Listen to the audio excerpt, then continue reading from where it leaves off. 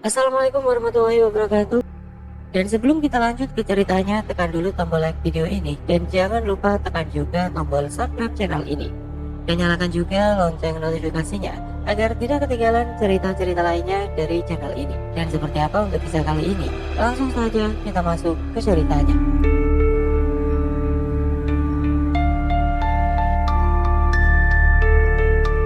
Hujan kini membasahi jalan, disertai kabut tipis yang membuat jarak pandang terbatas.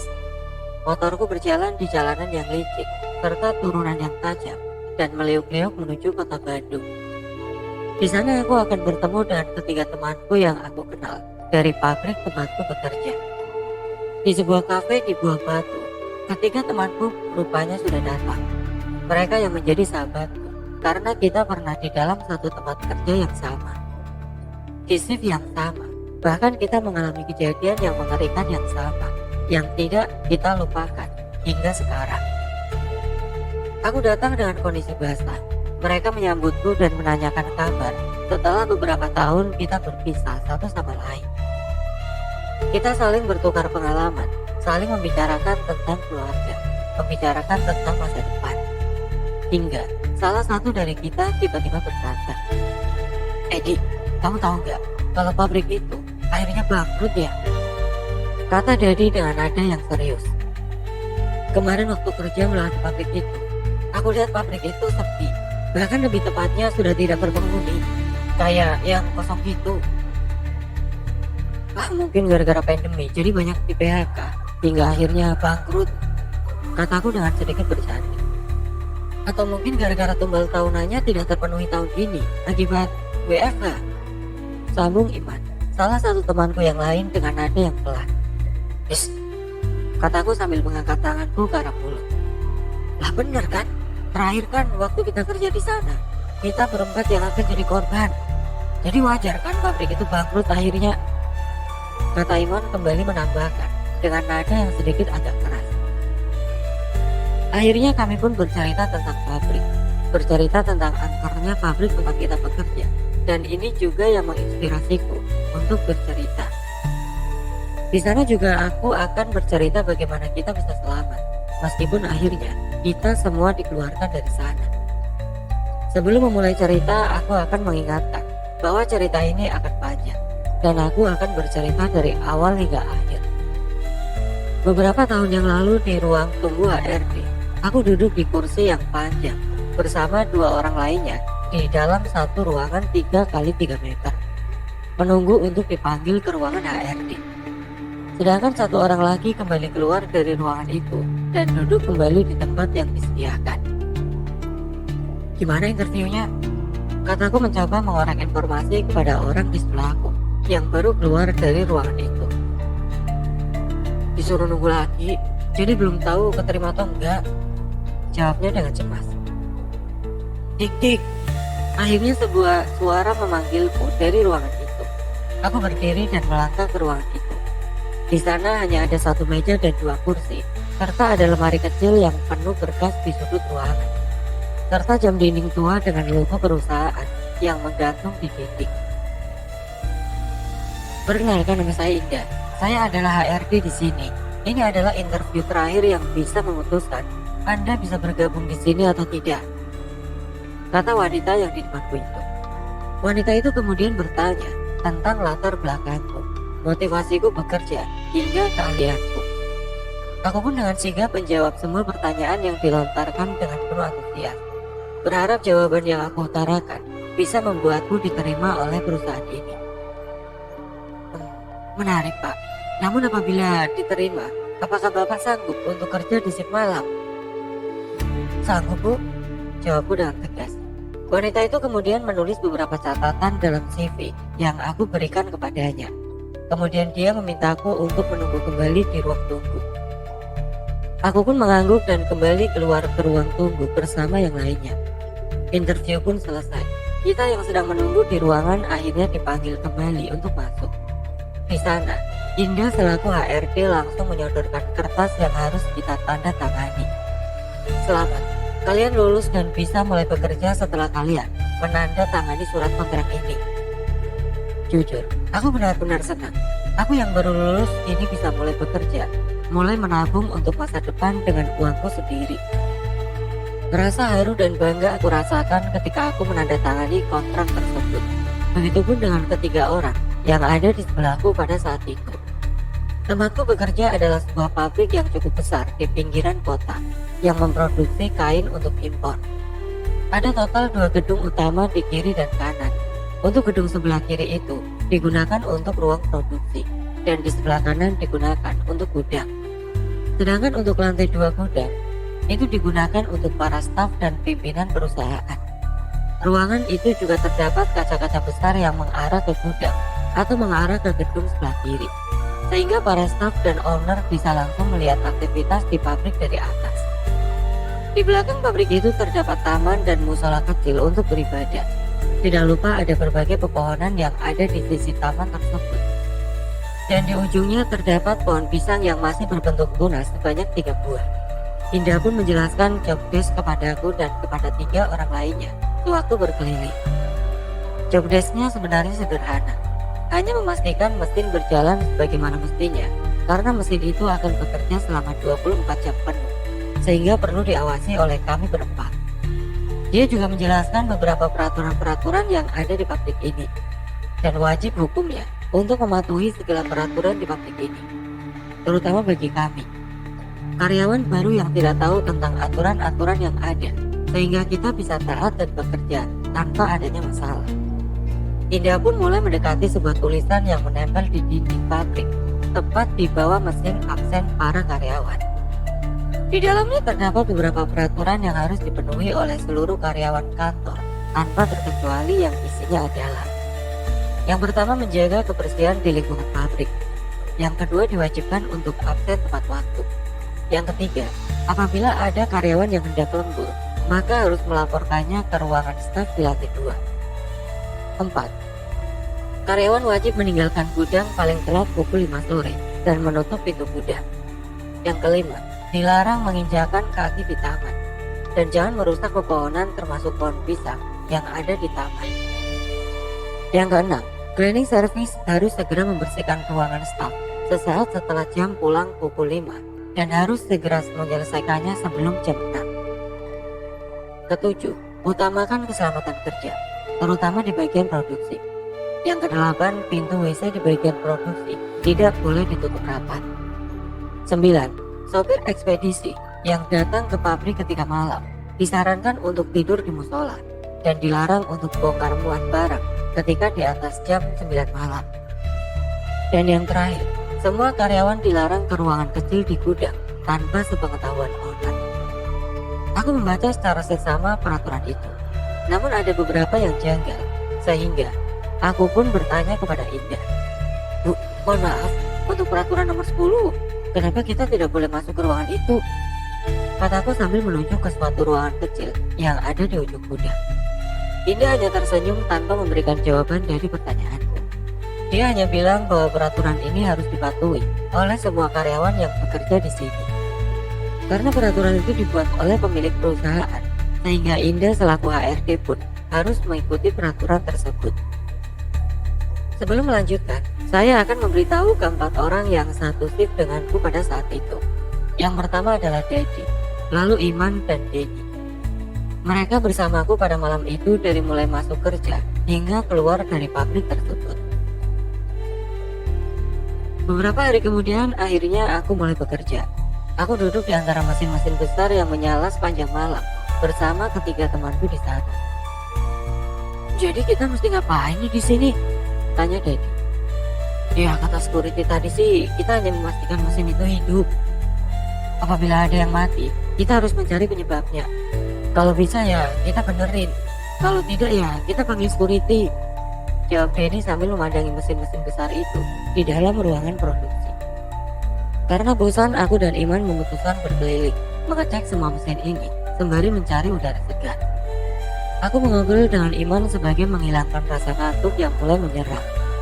Dan di obrolan itu, aku merasakan banyak hal-hal yang janggal tentang pabrik ini.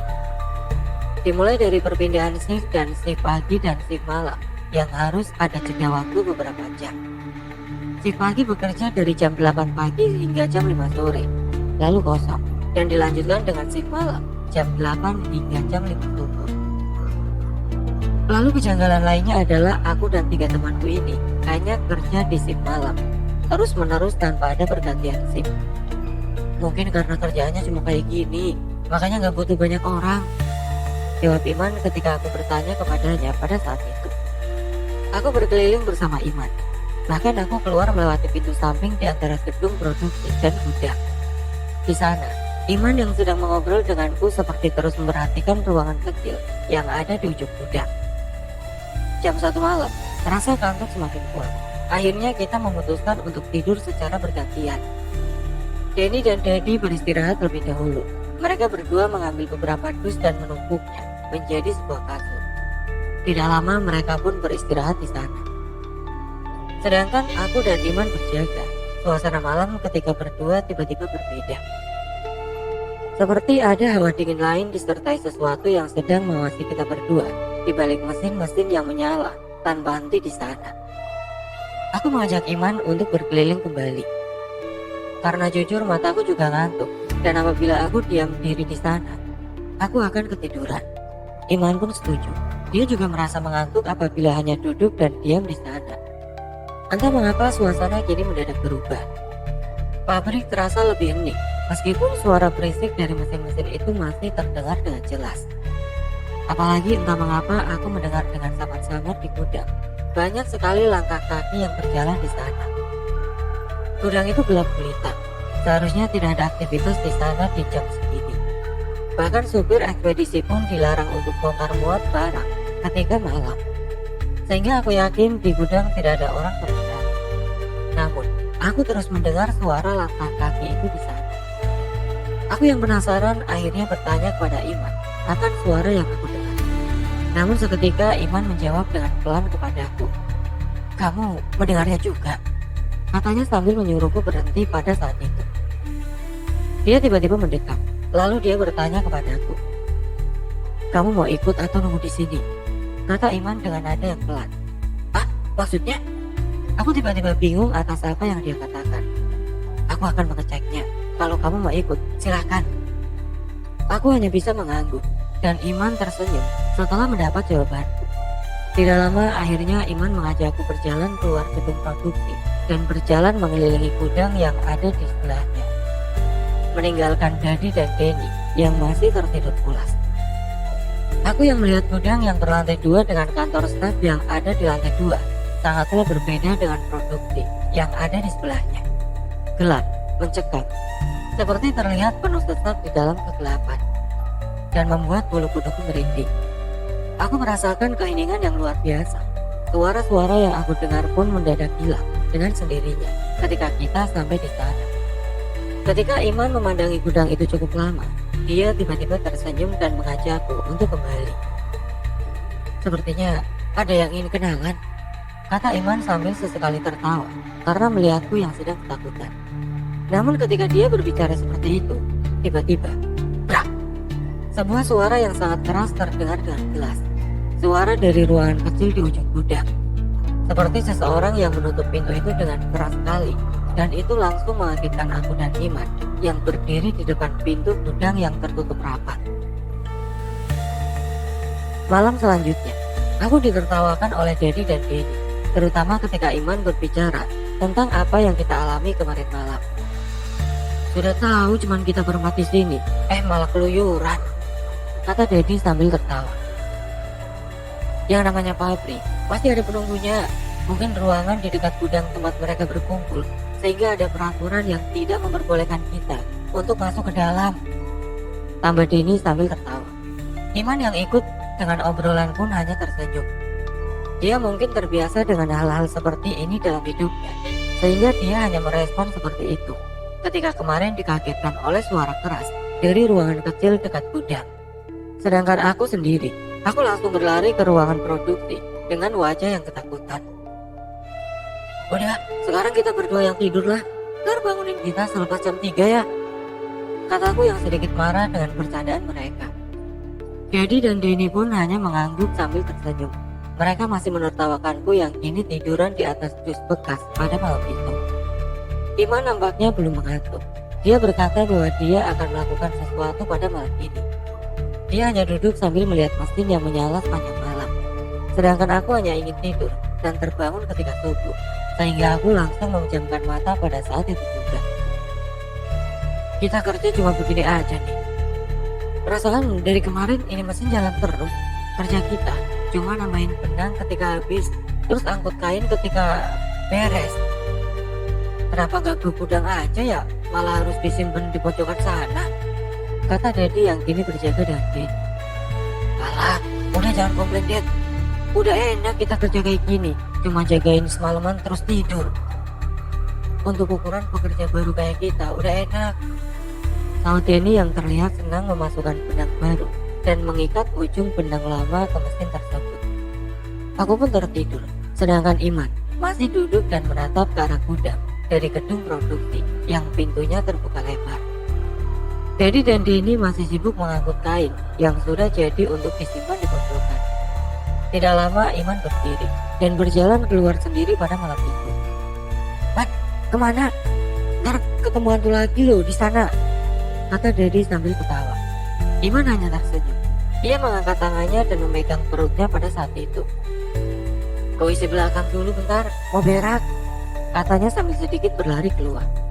Setengah jam berlalu, Iman nampaknya masih belum kelihatan. Bahkan sambil bercanda, Denny langsung berkata, "Kayaknya batu gitu ya, lama amat bokernya."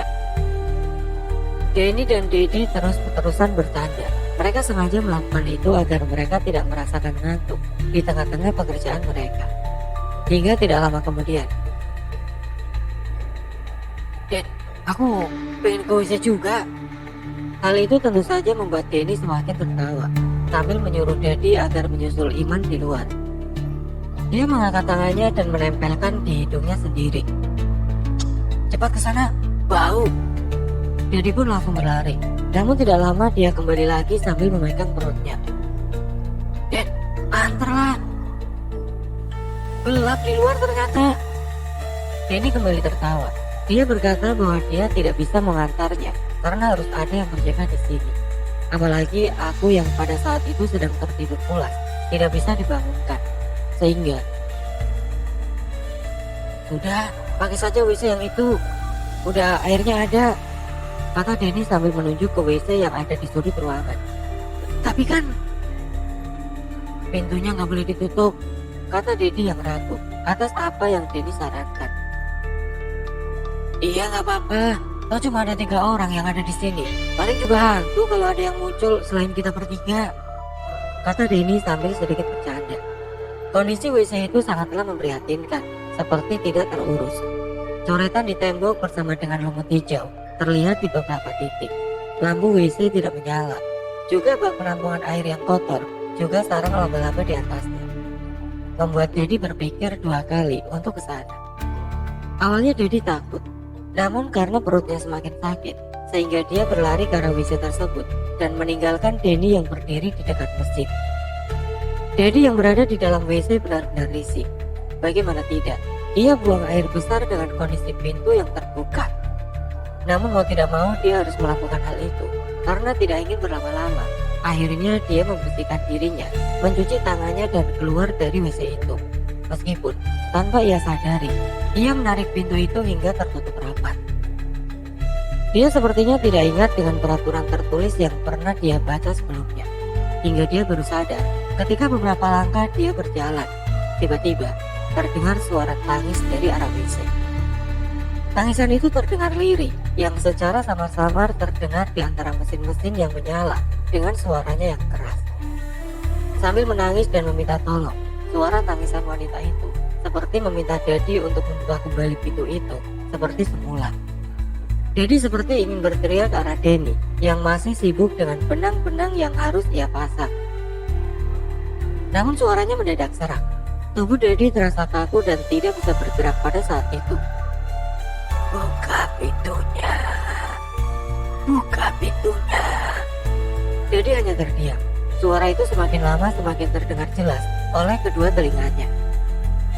Apalagi seperti dihiraukan oleh Dedi, tiba-tiba terdengar seperti ada orang yang sedang melempar gayung dan benda-benda lain yang ada di dalam WC tersebut. Dia yang awalnya menangis kini nampak marah karena tangisan dan permintaannya untuk membuka pintu itu belum juga dilaksanakan. Rasa takut, rasa bingung, juga rasa ingin menjauh dari WC itu kini tercampur aduk dalam diri Dedi pada saat itu. Apalagi, "Bra, buka pintunya." Suara itu kembali terdengar. Bahkan kali ini suara itu benar-benar keras sehingga membuat tubuhnya terjatuh, dan seketika dirinya tidak ingat apa-apa yang terjadi selanjutnya. Aku terbangun jam 3:30. Awalnya aku menggerutu karena tidak ada yang membangunkanku pada saat itu. Namun ketika aku melihat Dedi dikelilingi oleh Iman dan Denny di dekat WC, akhirnya aku mendekati mereka dan bertanya atas apa yang terjadi. "Si Dedi pakai WC itu, tahu sendiri kan WC itu nggak boleh ditutup, jadi ya seperti ini," kata Iman sambil menepuk-nepuk tubuh Dedi. "Kumaha, mau dibawa ke security?" kata Denny yang panik karena dia yang menyarankan untuk memakai WC itu. "Gak perlu, diemin aja, ntar pas pagi dia pasti bangun kok. Yang pasti perlu kalian ketahui sekarang, kalau tempat ini jauh lebih menyeramkan atas apa yang kalian kira." Karena Iman tiba-tiba berpikir sejenak, lalu dia kembali berkata, "Pagi aja deh ngobrolnya, sekarang kamu istirahat dulu Den, biar kita berdua aja yang jaga sampai si pagi tiba," kata Iman sambil menepuk pundakku yang baru terbangun dengan perasaan kantuk pada subuh itu. Pagi sudah menjelang, tepat jam 6 pagi kerjaanku selesai. Sebelum si pagi datang, aku harus segera keluar dari pabrik dan membiarkan pabrik kosong dalam beberapa jam sebelum si pagi datang. Memang sedikit aneh, tapi ya itulah yang terjadi di sana. Biasanya pergantian antar shift harus saling bertemu, saling memberikan laporan atas apa yang sudah dikerjakan dan belum dikerjakan, sehingga mereka yang bekerja di shift selanjutnya bisa meneruskan pekerjaannya. Namun kita berempat terasa asing, bahkan di kalangan para pegawai pabrik sendiri. Laporan pun kita hanya menuliskan di kertas dan ditempel di sana, tanpa ada komunikasi dengan shift selanjutnya. Jeda antar shift selama beberapa jam membuat kita seperti terasingkan di sana. "Dad, gimana? Aman kan?" kata Iman yang melihat Dedi yang masih semboyongan ketika pagi tiba. Dedi hanya mengangkat tangannya dan memberikan isyarat bahwa dia baik-baik saja. "Udah yuk, kopi-kopi dulu, biar si Dedi ada tenaga sebelum pulang." Aku sengaja mengajak mereka karena aku masih ingat ucapan Iman yang berkata bahwa ada sesuatu di pabrik yang ingin dia bicarakan. Sambil sarapan nasi kuning, roti, dan batagor, kita akhirnya mengobrol. Di sana kita bertiga baru tahu bahwa Iman sedikit agak sensitif dengan hal-hal seperti itu. Sehingga wajar saja apabila dia selalu mencari tahu hal-hal yang aneh di dalam pabrik. "Tapi kan Man, bukannya wajar kalau pabrik banyak hantunya?" kata Denny dengan mulut penuh dengan roti susu yang dia punya. Iman hanya mengangguk, namun dia berkata bahwa ini benar-benar terasa aneh. "Iya memang, tapi gak seharusnya seperti ini. Mereka seperti sengaja disimpan atau merasa terjebak di dalam pabrik sehingga tidak bisa keluar," kata Iman dengan nada serius. "Maksudnya Man?" Kita serentak langsung bertanya atas apa yang dia katakan. Intinya gimana ya? Ya pokoknya selain memang ada makhluk-makhluk yang ada di beberapa tempat, tapi ada juga jiwa-jiwa yang susah dijelasinnya, kata Iman sambil garuk-garuk kepala. Ya intinya mungkin kenapa kita dipekerjakan di sana karena shift malam itu serem, sehingga banyak orang-orang yang gak mau dipindahin ke shift malam. Makanya mereka nyari pegawai baru lagi, gitu kan intinya, kata Denny sambil menyebut kopi. Iman hanya mengangguk, meskipun dia sendiri ragu dengan hal itu. "Hari yang namanya hantu mah, libas saja," tambah Denny dengan nada yang serius. "Ingat, nyari kerja itu susah, apalagi zaman sekarang. Mendingan tahan dulu sampai gajian, kalau nggak kuat, resignnya sesudah gajian aja." Obrolan kita tentang suasana pabrik di malam hari rupanya terdengar oleh pemilik warung. Karena pada saat itu hanya kita yang ada di sana. Dia pun akhirnya mendekat dan seperti menguping pembicaraan kita pada saat itu.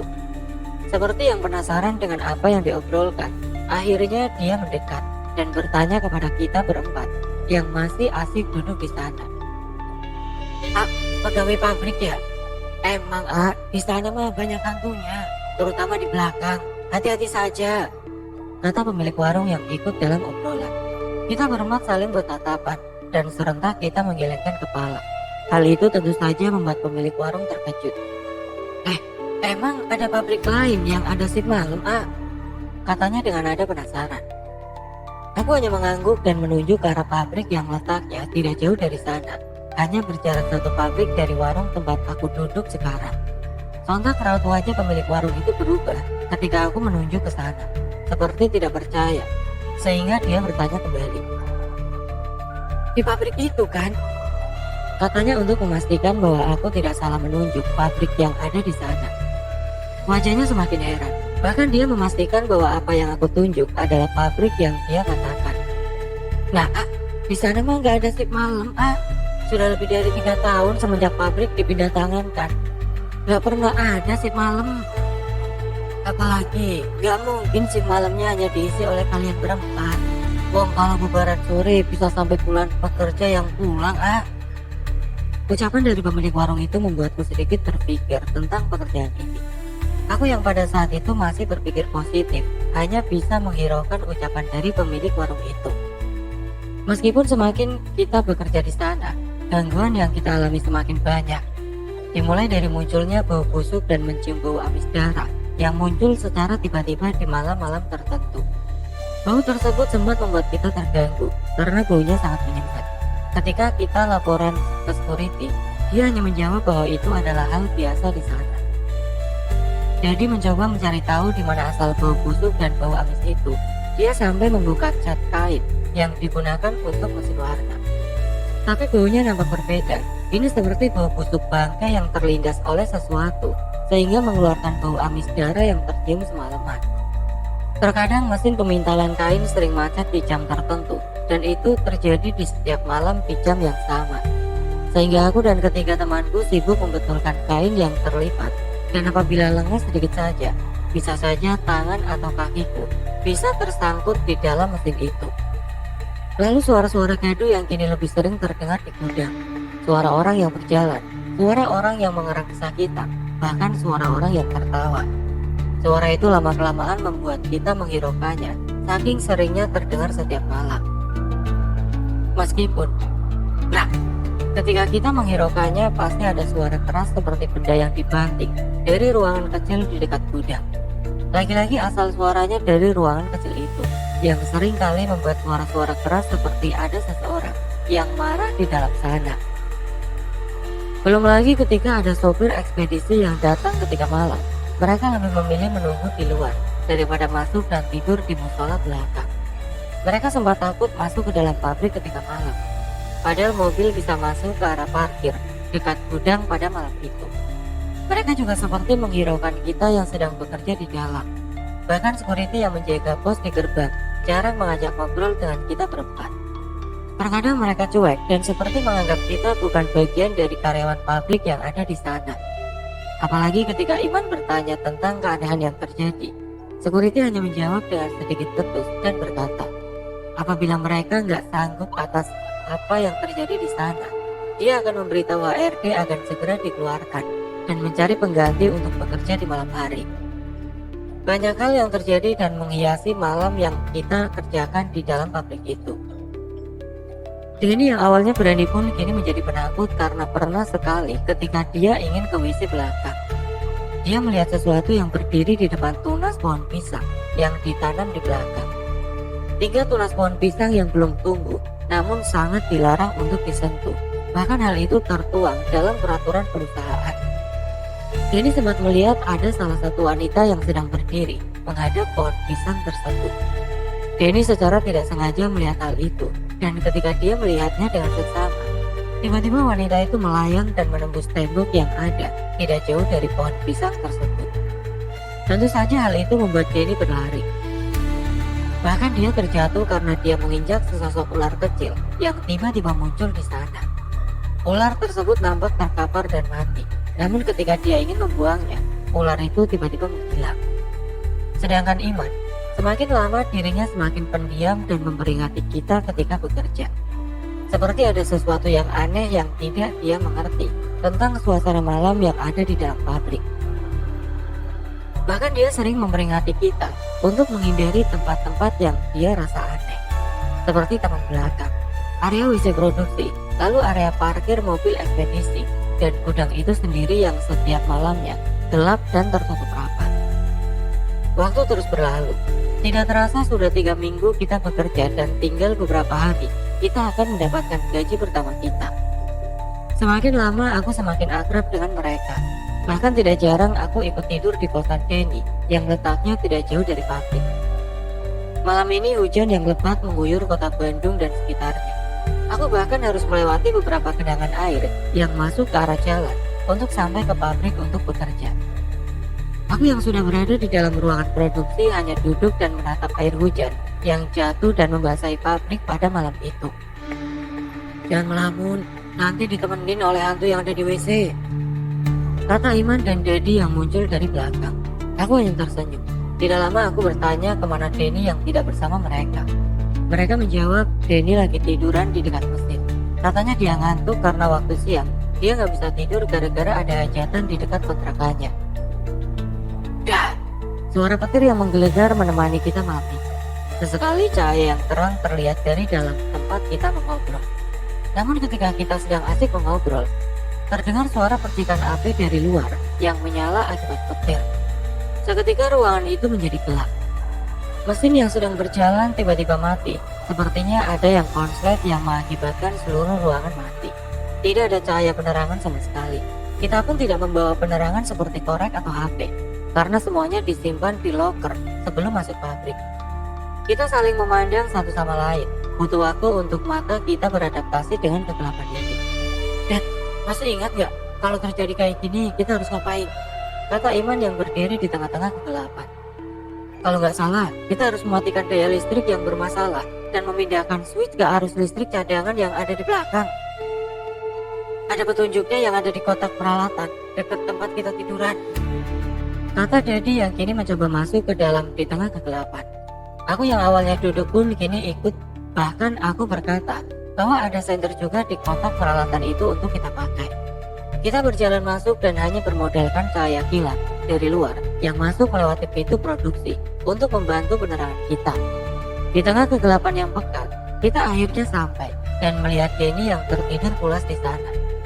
Tidak lama aku dan Dedi menemukan senter itu, menyalakan dan melihat kertas-kertas yang berisi informasi. Apabila terjadi kejadian seperti ini dan bagaimana kita mengatasinya. Sedangkan Iman, dia tiba-tiba terdiam. Wajahnya melotot ke arah pintu yang tembus ke arah gudang. Kilatan petir yang menyambar membuat tempat itu menyala sesaat di tengah-tengah kegelapan. Tidak lama, ketika kita sudah menemukan cara untuk memperbaiki hal ini, tiba-tiba Iman langsung berlari keluar tanpa memperdulikan kita yang ada di sana. Dia berlari seperti mengejar sesuatu dalam kegelapan di malam itu, dengan tergesa-gesa di tengah-tengah petir yang menyambar. Iman, mau kemana kamu? Aku berteriak melihat Iman langsung berlari tanpa mendengarkan teriakanku. Namun ketika aku melihat Iman yang tinggal beberapa langkah lagi sampai ke pintu keluar, petir menyambar dengan kerasnya, dan tidak lama aku secara samar-samar melihat sosok bayangan wanita yang sedang berdiri menatap kita. Bayangan wanita dengan kakinya yang berbentuk ular besar dan meliuk-liuk di antara kegelapan malam. Rupanya Iman berlari mengejar hal itu. Entah apa yang dia lakukan, sehingga dia tidak memperdulikan aku yang berteriak kepadanya. Dia hanya terus berlari keluar dengan tatapan yang tajam. Meskipun bayangan itu menghilang seketika ketika Iman berlari menghampirinya. Den, bangun! Aku langsung membangunkan Denny yang tertidur di sana. Di tengah-tengah kegelapan malam dan hanya satu senter saja yang menjadi penerangan bagi kita bertiga. Kita langsung bertatapan ketika melihat Iman kini menghilang dari pandangan kita semua. Ngejar apa sih Iman? Tanya Dedi kepada aku. Aku hanya berkata bahwa dia seperti melihat sesuatu di luar, dan itulah yang membuat Iman berlari mengejarnya di tengah-tengah kilatan cahaya petir yang menyambar di sekitar pabrik. Den, temenin si Dedi buat benerin listrik biar nyala lagi.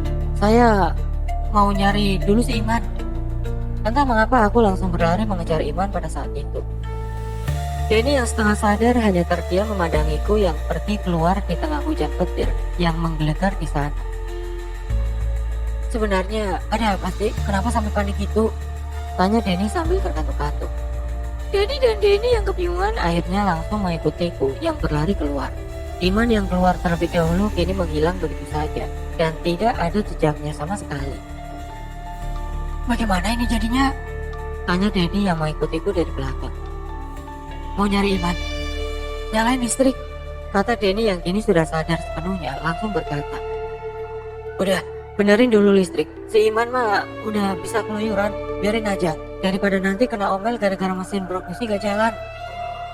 Ini udah tau mati, tapi security kenapa gak nyamperin ke sini? Aneh, kata Denny yang langsung mengambil santer dan kertas yang dibawa Denny. Tapi ini hujan, terobos aja, jawab Denny dengan sedikit ragu. Ah, terobos aja, cuma hujan. Denny langsung mengajakku. Dia memasukkan kertas yang berisi informasi ketika ada hal seperti ini ke dalam bajunya dengan senter yang dia bawa. Power plant pabrik tempat kita bekerja, bangunannya berdiri sendiri di belakang produksi dan gudang, sehingga mau tidak mau kita bertiga harus melewati hujan yang lumayan deras untuk sampai ke sana. Malam yang dingin ditambah hujan dan semilir angin yang kencang membuat kita benar-benar kedinginan. Apalagi Denny yang sedikit tahu tentang kelistrikan langsung membuka bajunya dan mencari lap untuk mengelap seluruh badannya agar tidak basah. Sebenarnya solusi atas padamnya listrik sangat sederhana, hanya memindahkan beberapa arus listrik ke sumber listrik cadangan agar listrik bisa kembali nyala sebelum besok pagi dilaporkan dan diperbaiki oleh teknisi listrik yang bekerja di sana. Namun karena dari kita bertiga hanya Denny yang mengetahui itu, makanya kita menyerahkan hal tersebut kepada dirinya. Sedangkan aku dan Daddy menunggu di luar. Suasana pabrik ketika gelap benar-benar berbeda. Semuanya terasa sunyi dan menakutkan. Apalagi ditambah dengan hujan deras dan petir yang menyambar sepanjang malam, membuat semuanya semakin membuat bulu kuduk ini merinding hanya dengan melihatnya saja. Sudah beres belum, Den? Kata Daddy yang berteriak dari luar. Daddy nampak serius dengan pekerjaannya. Tidak lama ia pun menarik tuas yang ada di dalam sana dan seketika semua lampu yang awalnya mati kini menyala kembali. Meskipun ketika semua lampu menyala, gudang dan kantor staf yang seharusnya mati setiap malamnya ini terang benderang karena semua lampu menyala secara tiba-tiba. Apalagi aku dan Daddy tiba-tiba terdiam. Pandanganku yang tertuju ke arah pabrik langsung melihat ke arah ruangan staf yang ada di lantai 2 gudang. Aku benar-benar tidak percaya atas apa yang kulihat, karena aku dengan jelas melihat sesosok wanita yang nampak cantik sedang memandangku dari atas sana. Tubuhnya sedikit transparan ketika lampu ruangan staf yang awalnya mati ini menyala dengan terangnya. Rambutnya terurai, ada mahkota berwarna emas di kepalanya dengan batu berwarna merah yang ada di tengah-tengahnya. Bajunya berwarna hijau tua dengan garis berwarna kuning yang panjang menutupi sebagian tubuhnya. Kulitnya kuning langsam, namun di beberapa titik terdapat sisik berwarna hitam yang membuat dirinya terlihat berbeda dengan manusia pada umumnya. Apalagi ketika dia sadar bahwa kita berdua memperhatikannya. Dia kemudian berbalik dan menghilang secara perlahan di ruangan atas bersamaan dengan ekor ular yang terlihat menyatu dengan tubuhnya. Itu apa? Bangun Daddy bergetar hebat. Begitupun juga bagiku, karena baru kali ini aku melihat sesuatu di pabrik sejelas itu. Biasanya hanya bayangan atau gangguan berupa suara atau benda yang bergerak secara tiba-tiba. Dan pada saat yang bersamaan, aku kembali dikejutkan oleh sebuah suara teriakan yang membuat aku langsung mengemalingkan wajahku ke arah taman. Karena selepas aku melihat penampakan itu, tiba-tiba Iman berteriak dengan kencang di sana sambil memukul-mukul 3 tunas pohon pisang yang ada di sana. Kamu bukan makhluk di sini, teriak Iman sembari mencoba mencabut pohon pisang yang dalam peraturan pabrik tidak boleh diganggu oleh siapapun. Woi, itu Iman kenapa? Aku berteriak sembari menunjuk Iman yang sedang berusaha mencabut pohon pisang itu. Ini yang baru keluar dari ruangan langsung kaget setelah aku berteriak. Seketika aku dan Daddy langsung lupa apa yang sudah kita lihat, karena aku panik melihat Iman yang marah dan berusaha mencabut tunas pohon pisang itu di tengah hujan. Pohon pisang itu sebenarnya sangat dilarang untuk diusik oleh karyawan. Saking terlarangnya pohon pisang itu masuk dalam peraturan perusahaan. namun tidak dengan Iman. Dia seperti tidak peduli dengan peraturan tersebut. Dia hanya ingin mencabut pohon pisang itu dengan sekuat tenaga di bawah hujan deras yang membasahi pabrik malam itu. Iman! Aku berteriak kepada Iman dengan sekuat tenaga sembari berlari. Begitu pula dengan Dedi dan Denny. Namun tiba-tiba, tangan Iman tiba-tiba melayang ke arahku. Dia seperti mencoba menghalangiku untuk menghentikannya. Kulihat mata Iman dengan sekilas. Dia seperti bukan Iman yang kukenal.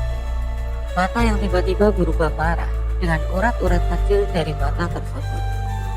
Raut mukanya terlihat marah dengan nafas yang berat, serta tangan yang mencakar-cakar pohon itu sambil berusaha mencabutnya di tengah hujan. "Man, kamu kenapa?" tanya Dedi kepada Iman dengan nada yang emosi setelah menolongku yang terjatuh ke tanah. Namun Iman hanya menjawab, "Diam kamu," sambil menunjuk ke arah Dedi dengan nada bicara yang berat. "Saya tahu maksud dari pabrik ini. Itu lihat, itu tempat bukan buat manusia, tapi buat bangsa kita." Iman langsung menunjuk ke arah bangunan kecil yang ada di dekat gudang. Aku tidak tahu siapa yang masuk ke dalam tubuh Iman. Aku juga tidak tahu kenapa Iman seperti ini. Semakin lama dia bekerja di pabrik ini, dia seringkali termenung dan melihat ke gudang yang gelap. Hingga akhirnya dia menjadi seperti ini. Dia kembali berbalik, memukul-mukul tunas pohon pisang itu di tengah-tengah hujan. Bahkan dia menendang-nendang pohon pisang itu agar tercabut dari tanah. Tunas pohon pisang yang seharusnya gampang untuk dicabut, ini terlihat sangat susah untuk dia angkat. Seperti ada sesuatu yang menahannya, sehingga membuat dia kesusahan. Di tengah-tengah kekacauan itu, tiba-tiba, aku kembali mendengar suara keras dari arah ruangan kecil dekat gudang.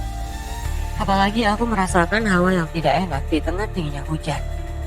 Hawa yang benar-benar menusuk kulit dengan sebuah tekanan yang membuat tubuhku berat dan membuat mual sehingga ingin muntah. Apa yang kurasakan semakin berat ketika Iman secara perlahan-lahan berhasil mencabut 3 tunas itu dengan tubuhnya. Dan pada saat yang bersamaan, tiba-tiba seperti ada sesuatu yang berteriak. Teriakannya sangat keras sehingga kedua gendang telingaku terasa sakit. Bahkan saking kerasnya, lampu yang awalnya menyala kini padam kembali dan membuat pabrik itu kembali gelap gulita. Aku tersadar ketika security membangunkanku sekitar jam 6:30. 1 jam lagi sebelum shift pagi mulai. Mataku terbuka dan di sana aku melihat Denny dan Dedi sudah terbangun terlebih dahulu. Mereka bertiga seperti sedang dimarahi oleh security yang ada di sana. Sedangkan aku yang bangun terakhir langsung disuruh untuk bergabung dengan mereka bertiga. Dengan kondisi yang basah kuyup, aku langsung digiring ke ruang HRD. Di sana aku langsung mendapati SP1 atas apa yang terjadi semalam. Sedangkan Iman, dia seperti sedang berdebat hebat di ruangan HRD. Aku bisa mendengar bagaimana Iman marah atas apa yang terjadi semalam.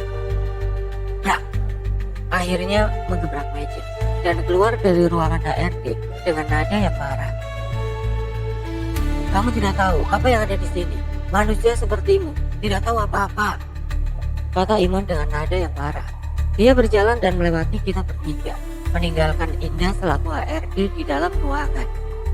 Dia berhenti sebentar dan berbalik mendekati kita bertiga sambil meminta maaf. "Maaf ya, takut aku ada salah. Maafin aku. Semoga diberi keselamatan untuk kalian bertiga." Iman akhirnya pergi meninggalkan kita bertiga.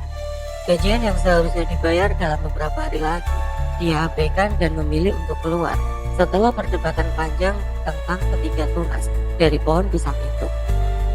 Sedangkan kita bertiga kini merasa bingung dan mempertanyakan apa yang dilakukan oleh Iman di pagi itu. Bagaimana?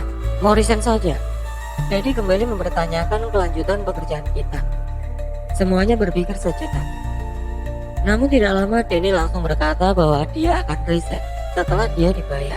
Apalagi setelah kita mengalami hal yang mengerikan di sana. Tidak seperti Iman yang keluar begitu saja. Akhirnya kita sepakat atas keputusan itu. Kita akan resign secara bersamaan ketika kita mendapatkan gajian pertama yang akan dibayarkan kurang dari 1 minggu lagi di tempat itu. Kita akhirnya tersisa 3 orang, tentunya dengan suasana yang lebih mencekam di sana. Hingga 2 hari pun berlalu dengan begitu cepat. Aku yang datang lebih dahulu ke pabrik melihat sesuatu yang tidak biasa di sana. Ada sebuah mobil yang terparkir tepat di depan gerbang. Sebuah mobil berwarna silver dengan plat ibu kota. Seketika security yang melihatku langsung menyuruh aku memarkirkan motorku ke dalam dan menanyakan kedua temanku sambil memperkenalkan aku dengan pemilik dari pabrik tersebut yang bernama Pak Iwan. Seorang yang tampak masih muda, berumur 30 tahunan. Dia dengan ramah menyambutku dan berterima kasih karena aku sudah bekerja dengan baik di tempat itu. Dia berkata bahwa tadi pekerjaan yang mengharuskan dia untuk diam di sana lebih lama, karena biasanya dia hanya akan datang ketika pagi menjelang dan akan pulang bersamaan dengan bubaran para pegawai si pagi. Sehingga wajar saja aku tidak pernah melihatnya selama ini. Apalagi dia yang sibuk, tidak setiap hari datang ke pabrik, kecuali ada pekerjaan mendesak. Pak Iwan pun pamit. Dia berkata bahwa dia membawa makanan untuk kita santap pada malam ini. Dia berkata bahwa dia meninggalkan makanan itu di security dan tinggal diambil aja apabila kita semua lapar di sana. Kita yang tidak terlalu akrab dengan security hanya mengangguk. Lalu kita bertiga pun akhirnya bekerja seperti biasa. Namun tiba-tiba tepat ketika jam 9 malam, security yang sedang berjaga muncul dan menghampiri kita yang ada di produksi. Dia membawa 2 kresek makanan yang Pak Iwan siapkan untuk kita berdua. Wajahnya nampak sedih, bahkan dia sangat lesu ketika berjalan. Dia berkata bahwa anaknya sakit dan dia harus segera pulang. Dia ingin keluar terlebih dahulu, namun dia memohon untuk tidak memberitahu HRD atas apa yang terjadi pada malam ini. Dia bahkan mengeluarkan uang 100.000 untuk uang tutup mulut. Aku, Dedi, dan Denny pun hanya mengangguk karena wajahnya yang benar-benar memelas, sehingga aku iba dan membiarkan dia pergi. Dia berkata bahwa dia akan mengunci gerbang sampai dia datang, karena takut ada sopir ekspedisi datang dan tidak melihat dia di tempat. Tidak ada kejanggalan atas apa yang dia ucapkan. Kalau kita bekerja di pabrik, tidak mungkin keluar dari area hingga pekerjaan kita selesai. Apalagi sudah ada makanan yang bisa membuat kita kenyang hingga pagi tiba. Akhirnya security meninggalkan kita, sekaligus mengunci gerbang dari luar. Aku, Dedi, dan Denny akhirnya bekerja kembali seperti biasa, menikmati malam di pabrik sambil ditemani oleh makanan yang security itu bawa untuk kita. 3 jam berlalu, waktu tepat menunjukkan jam setengah 12 malam. Suasana di sekitaran pabrik secara perlahan berubah. Tubuh kita seperti penuh sesak, sehingga untuk bernafas saja sangat susah. Entah apa yang terjadi, baru kali ini kita bertiga mengalami hal yang seperti ini. Hal itu membuat kita terpaksa harus keluar, mencoba mencari udara segar agar tubuh kita tidak sesak kembali. Meskipun tanpa kita sadari, pada malam itu aku melihat pintu gudang terbuka lebar seperti lupa ditutup. Apalagi ketika aku melihat ruangan kecil di depan gudang, pintunya juga terbuka dan hanya tertutup tirai tipis berwarna merah, sehingga aku masih belum bisa melihat isi dari ruangan tersebut. Kenapa pintu gudang tidak ditutup? Dan kenapa ruangan itu terbuka? Aku tiba-tiba merasakan keanehan. Semuanya terdiam dan saling memandang satu sama lain. Biasanya ketika ada hal-hal seperti ini, ada Iman yang bisa aku tanya. Namun kini dia menghilang dan sudah tidak bekerja lagi di tempat ini. Tutup saja gitu pintunya, nanti dimarahin lagi ke security kalau masih dibuka pintunya, kataku yang mengajak Dedi dan Denny untuk menutup pintu gudang yang berat itu. Mereka berdua mengangguk, lalu tidak lama kita mendorong pintu gudang itu sekuat tenaga, sehingga secara perlahan-lahan tertutup. Aku sekilas melihat bagaimana gelapnya gudang yang ada di sana. Aku seperti enggan masuk ke dalam sana, karena suasananya terlihat berbeda. Tidak lama pintu gudang pun akhirnya tertutup secara perlahan. Tinggal beberapa sentimeter lagi hingga tertutup rapat. Tiba-tiba, dak, krak, seperti ada sesuatu yang menahan pintu itu agar tidak tertutup sempurna. Aku seketika melihat ke arah celah pintu yang belum tertutup dan betapa terkejutnya aku ketika aku melihat ada sesuatu yang keluar dari dalam sana. Sebuah tangan yang kering dan keriput keluar secara perlahan. Kulitnya sudah pucat, bahkan saking kusutnya tulang dan urat-uratnya terlihat. Tangan itu keluar dan mendorong kembali pintu gudang agar bisa tertutup kembali. Pada saat yang bersamaan, sebuah wajah muncul secara perlahan, mengintip dari balik pintu dengan rambutnya yang panjang. wajah yang keriput, dengan kedua matanya yang melotot tajam kepada kita bertiga, membuat tubuh kita mendadak kaku. Rambutnya yang terurai dengan sisik-sisik ular yang menempel di beberapa titik di wajahnya, membuat dia semakin menyeramkan. Dia tertawa sambil terkekeh-kekeh, sambil menggerakkan kukunya yang tajam ke pintu besi, sehingga membuat suara yang membuat telinga kita bertiga kesakitan. Wajah itu sangatlah berbeda dengan sosok wanita yang pernah aku temui ketika pabrik ini padam. Wajahnya kali ini tidaklah cantik, bahkan cenderung menakutkan karena banyak sekali sisik di tubuhnya. Apakah ini ada hubungannya dengan tunas pohon pisang yang dirusak oleh Iman pada saat itu? Karena wanita itu seperti mencoba untuk merangsak keluar. Bahkan aku bisa melihat ekor ular yang besar yang keluar dari celah pintu gudang yang sedang kita tutup. Aku benar-benar panik. Aku takut. Aku ingin sekali berlari untuk melarikan diri dari sini. Namun tubuhku benar-benar tidak bisa bergerak. Aku seperti terhipnotis sehingga aku tidak bisa terdiam. Begitupun dengan Dadi dan Denny. Hingga akhirnya kita tidak berbuat apa-apa. Di saat wanita itu memaksa untuk keluar dari gudang dengan wajahnya yang menyeramkan, kita benar-benar pasrah pada saat itu. Meskipun tiba-tiba aku kembali dikejutkan oleh sesuatu. Sebuah suara tiba-tiba muncul dari arah gerbang. Suara pukulan yang keras disertai dengan teriakan dari arah luar. Dadi, Denny, Ding, buka gerbangnya. Suara yang mengejutkan itu tiba-tiba membuat wanita itu langsung masuk lagi ke dalam gudang. Suara orang yang sedang menggedor pintu depan secara tiba-tiba membuat wanita itu kembali masuk ke dalam gudang.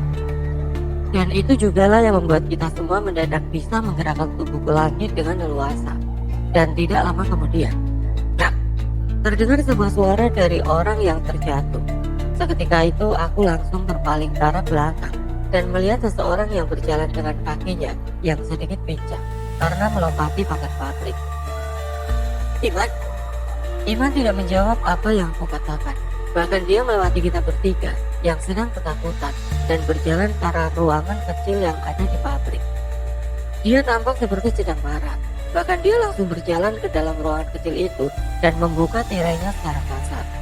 Sontak aku, Dadi dan Denny langsung mengikutinya dari belakang. Meskipun ketika aku mendekat, tiba-tiba, brak! Sebuah mangkuk berisi darah ayam dilemparkannya keluar. Tangannya langsung terciprat darah segar dan membuat bajunya kotor. Dia juga bahkan menendang dan melemparkan segala hal yang ada di dalam sana. Dupa, kemenyan, bahkan sesajen yang nampak masih baru terlihat dilempar oleh Iman keluar ruangan. Setelah dari ruangan, dia langsung mendekati kita bertiga dengan nada yang marah. Rupanya ruangan kecil itu adalah sebuah ruangan ritual. Banyak sekali sesajen, patung-patung ular, juga benda-benda pusaka serta bau busuk bangkai yang sengaja disimpan begitu saja di sana. Aku, Dadi dan Denny benar-benar terkejut ketika melihat isi dari ruangan itu. Sebenarnya apa yang sedang terjadi pada malam ini? Kenapa semua pintu dibuka dan Iman yang sudah berapa kali keluar kini datang kembali dengan nada yang marah. Iman, kenapa kamu? Kata Denny yang mencoba mencari tahu atas apa yang terjadi. Iman tidak menjawab, bahkan dia malah menyuruh kita untuk segera keluar dari pabrik ini dengan segera. Pulang kalian bertiga. Aku yang kebingungan langsung kembali bertanya seperti yang Denny tanyakan. Kenapa kamu, Man? Namun ada Iman semakin meninggi. Bahkan dia tidak memperdulikan pertanyaan yang dilontarkan. Pulang sekarang. Kalau tidak salah, satu dari kalian akan mati di malam ini. Aku berusaha memutar otak. Dan tanpa menunggu jawaban dariku, dia langsung kembali berjalan ke pintu gudang dan menutup pintu itu kembali sendirian. Meskipun, terdengar dengan jelas suara desis ular ditambah dengan benda-benda yang dilempar dengan kuat dari arah gudang. Apalagi ketika aku baru sadar akan ucapan Iman. Tiba-tiba, jangan ganggu tumbal saya. Suara wanita yang berteriak terdengar hingga keluar. Hal itu seketika membuat kita bertiga sadar dan segera mendekati Iman yang berusaha menutup pintu gudang. Benar saja, tepat ketika pintu gudang itu tertutup rapat, pintu gudang itu tiba-tiba bergetar. Seperti ada yang berusaha untuk mendobrak pintu gudang itu dari dalam. Saking kerasnya bahkan engsel atas pintu gudang itu sampai terlepas dengan sendirinya. Ayo buruan, kita keluar dari sini. Kita harus keluar dari pabrik ini malam sekarang, kata Iman sambil berlari. Tapi gimana kita keluarnya? Gerbang terkunci dari luar. Naik ke tembok, kata Iman sambil menunjuk ke tembok tinggi yang mengelilingi pabrik. Sontak hal itu membuat kita kebingungan. Apakah kita mungkin bisa melakukannya? Kalian tinggal milih, mau mati di sini atau selamat. Soalnya, brak, suara itu terdengar kembali. Bahkan kini pintu gudang nampak sedikit terbuka atas suara-suara keras yang terdengar hingga keluar. Akhirnya dengan segala cara kita berusaha untuk naik ke tembok yang mengelilingi pabrik. Bahkan kita memindahkan motor yang terparkir untuk bisa naik ke atas tembok pada saat itu. Seperti layaknya Iman yang harus memanjat pohon palem di luar pabrik agar bisa masuk ke dalam. Jujur aku mendapatkan luka serius ketika naik dan melompat dari atas tembok. Bahkan hingga saat ini lukanya masih membekas di kaki akibat melompat keluar pabrik dari temboknya yang menjulang tinggi dan mendarat di jalan beton di depan pabrik dengan keras. Kejadian itu begitu cepat. Bahkan ketika kita selesai melompat keluar, kita masih melihat bagaimana sosok wanita itu muncul dan melempar apapun yang ada di dalam sana. Bahkan dia seperti menyeret motor kita yang terparkir di sana dan melemparkannya ke arah gerbang. Hal itu tentu saja membuat kita ketakutan. Bagaimana tidak? Aku bisa dengan jelas melihat mata merah yang menyala di balik gerbang sambil memukul-mukul gerbang seperti mengejar kita. Bahkan saking takutnya, aku seperti ingin berlari dari sana. Meskipun, sudah, sekarang mah kita aman, kata Iman sambil duduk dan memandangi gerbang pabrik yang tertutup rapat. Yang pasti, kita tunggu sampai pagi. Ambil motor dan gajian kalian, terus jangan kembali lagi. Setengah jam setelah kejadian itu, pabrik tiba-tiba kembali menjadi hening. Bahkan lampu yang menyala di dalam sana tiba-tiba mati dengan sendirinya. Suara-suara gaduh pun tiba-tiba menghilang. Aku, Dadi, Denny, dan Iman hanya duduk dan memandangi pabrik itu dari luar. Awalnya aku ingin meminjam motor Iman untuk meminta pertolongan karena beberapa dari kita mendapatkan luka yang serius. Namun Iman menahannya dan dia berkata bahwa kita harus tahu apa yang terjadi selanjutnya. Benar saja, 2 jam berlalu tepat jam 2 pagi. Tiba-tiba sebuah motor muncul dan terlihat di sana security datang kembali ke arah pabrik. Seperti ada yang memberitahunya atas apa yang terjadi kepada kita di dalam sana. Dia datang dengan tergesa-gesa, memarkirkan motornya di depan gerbang dan langsung berusaha membuka gembok gerbang depan. Meskipun tidak lama dia sadar bahwa kita semua berada di seberang jalan, melihat dirinya yang panik itu. Seketika dia mendekat. Tanpa ada alasan apapun, tiba-tiba dia marah dan berteriak kepada kita semua. Kenapa kalian keluar? Bukannya kalian ada di dalam pabrik. Iman langsung berdiri dan menjawab dengan pelan ucapan dari security itu. Kenaon pak? Marah?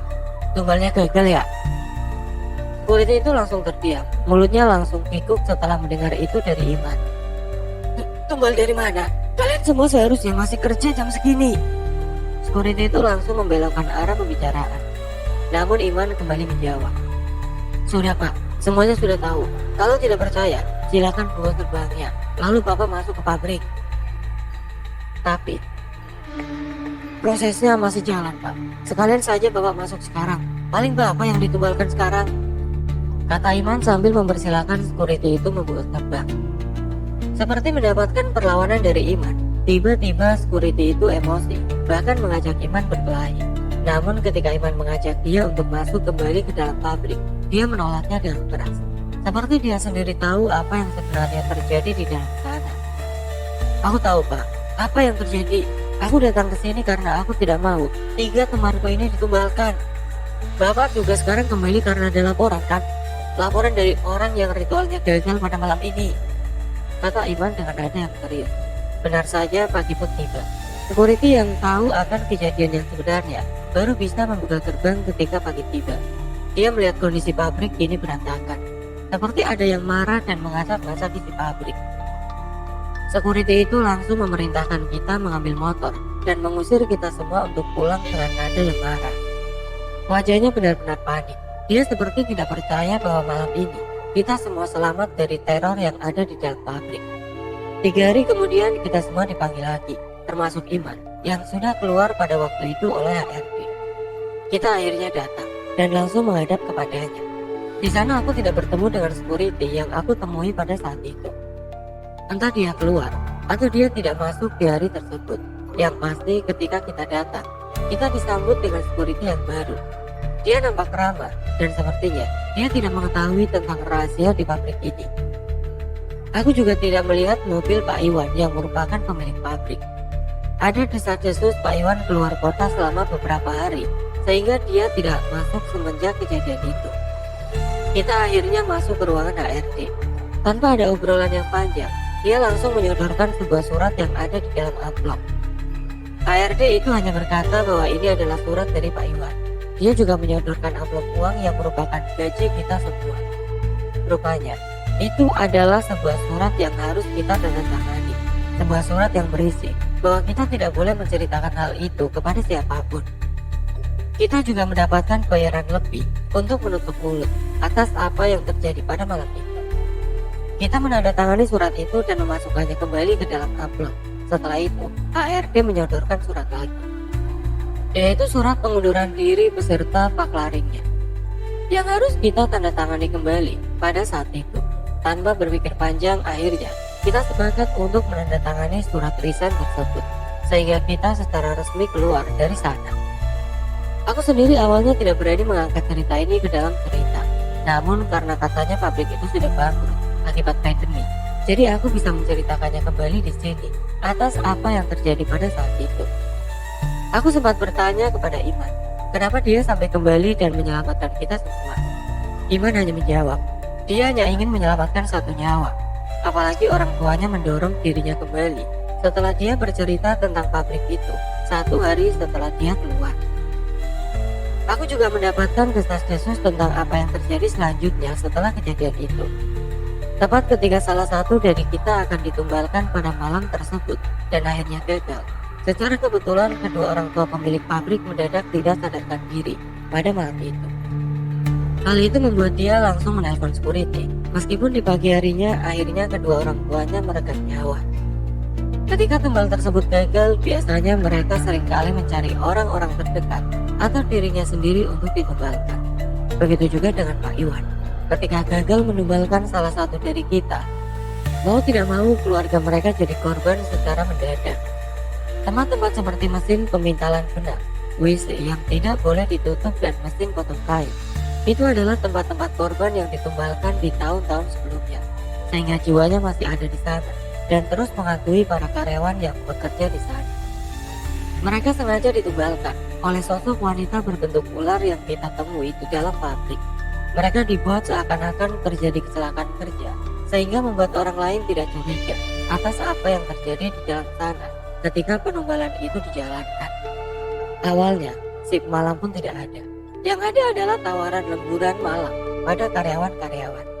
Namun setiap ada lemburan itu pasti ada korban, sehingga para karyawan tidak berminat kembali di tahun berikutnya. Alhasil HRD harus mencari orang agar bisa bekerja malam. Maka dari itu pemilik warung tidak tahu ada shift malam di pabrik tersebut.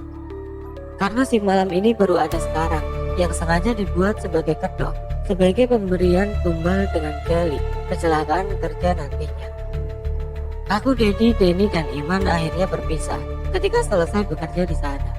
Dan beberapa tahun kemudian kita sering berkumpul lagi ketika sudah berkeluarga, seperti hari ini, di mana kita kembali dan menceritakan kisah ini. Semoga ini menjadi pembelajaran bagi kalian dimanapun kalian bekerja.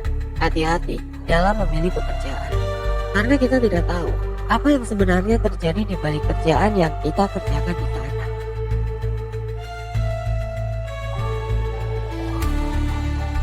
Oke teman-teman, sekian untuk kisah kali ini. Semoga apa yang sudah saya bagikan dalam kisah ini dapat dijadikan pembelajaran untuk kita semua. Dan buat teman-teman yang baru bergabung, jangan lupa untuk like, komen, share, serta subscribe channel ini. Dan nantikan kisah-kisah horor berikutnya. Wassalamualaikum warahmatullahi wabarakatuh.